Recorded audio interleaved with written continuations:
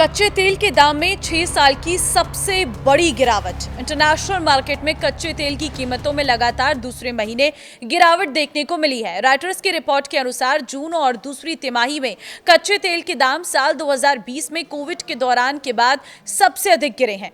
आइए आपको भी बताते हैं आखिर किस तरह के आंकड़े देखने को मिल रहे हैं। नमस्कार, मैं हूं आपके साथ ममता तिवारी और आप देख रहे हैं न्यूज़ 18 का डिजिटल प्लेटफॉर्म। इंटरनेशनल मार्केट में कच्चे तेल की कीमतों में लगातार दूसरे महीने लगातार गिरावट देखने को मिली है। रॉयटर्स की रिपोर्ट्स के अनुसार जून और दूसरी तिमाही में कच्चे तेल के दाम साल 2020 में कोविड के दौरान के बाद सबसे अधिक गिरे हैं। निवेशक 4 महीने से चल रहे वॉर के बीच दोहा में अमेरिका और ईरान के बीच संभावित बातचीत पर नजर रखे हुए हैं, जबकि इस दौरान एक अस्थायी युद्ध विराम भी लागू है।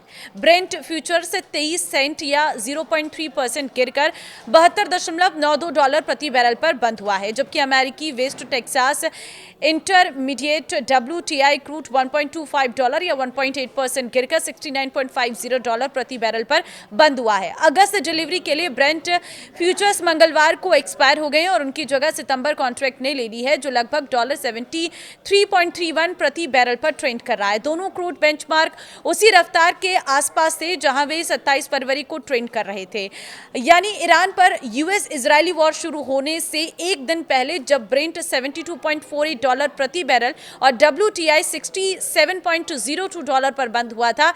यूबीएस के एनालिस्ट जियोवानी ने कहा है कि मैं ये नहीं कहूंगा कि मार्केट ने रिस्क प्रीमियम को हटा दिया है, लेकिन खाड़ी से बाहर निकलने वाले जहाज़ों की संख्या बढ़ने से पहले फंसे हुए जहाज उपलब्ध हो गए हैं, जिससे नई सप्लाई की एक अस्थायी लहर पैदा हुई है।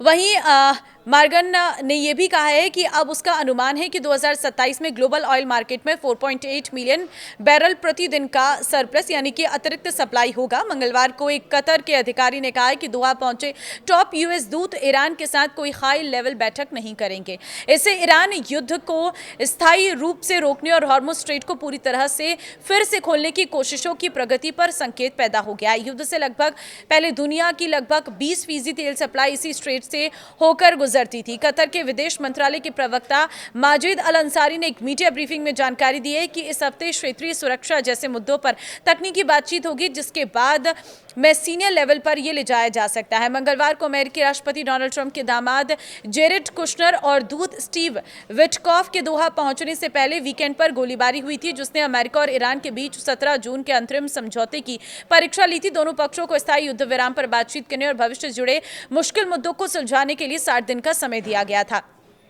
6 साल की सबसे बड़ी गिरावट है। मंगलवार को कीमतों में कोई खास बदलाव नहीं हुआ, जिसमें दोनों ब्रेंट बेंचमार्क तकनीकी रूप से ओवरसोल्ड बहुत ज्यादा बिके हुए दायरे में बने रहे। ब्रेंट लगातार 13 दिन से और WTI लगातार 11 दिन से इस स्थिति में है। जून महीने में ब्रेंट में लगभग 21% की गिरावट आई है, जबकि मई में इसमें करीब 19% की गिरावट हुई थी। मार्च 2020 में कोविड के कारण मांग में भारी कमी से आई रिकॉर्ड 55% की गिरावट के बाद ये इसकी सबसे बड़ी मासिक गिरावट थी। पहली तिमाही में 94% की भारी बढ़त के साथ दूसरी तिमाही में ब्रेंट में लगभग 38% की गिरावट आई है। 2020 की पहली तिमाही में रिकॉर्ड 66% की गिरावट के बाद अब इसकी सबसे बड़ी गिरावट थी।